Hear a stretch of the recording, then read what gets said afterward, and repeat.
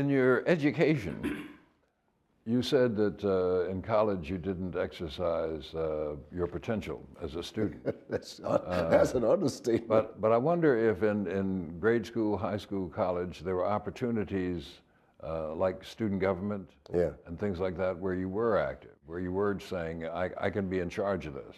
Yeah, I did that all through elementary and grade school. I'll say this in college. I was so fascinated with other subjects that when my ethics professor was speaking, I would just get carried off. Or in chemistry class, I would take the professor over into talking about world events and what was happening in India and what was happening with Adam Powell and the Bandung Conference and why they were saying things that America is turning its back on the rest of the world with its racist activities here.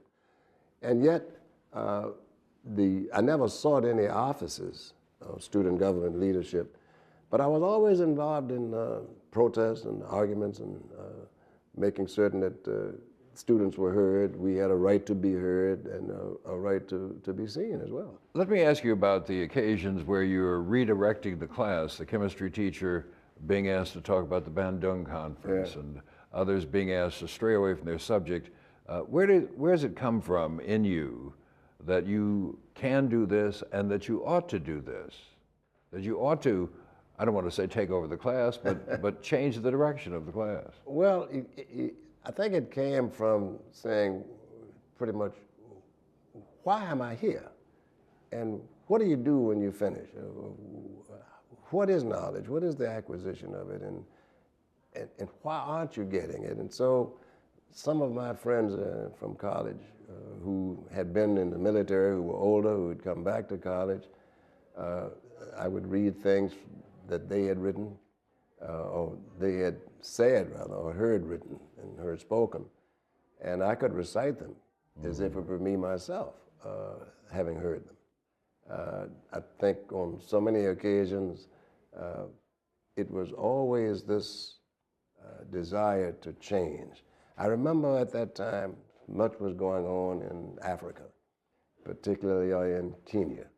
And Jomo Kenyatta was the spirit behind the liberation of Kenya. I knew friends of mine in Virginia Union who were from Nigeria.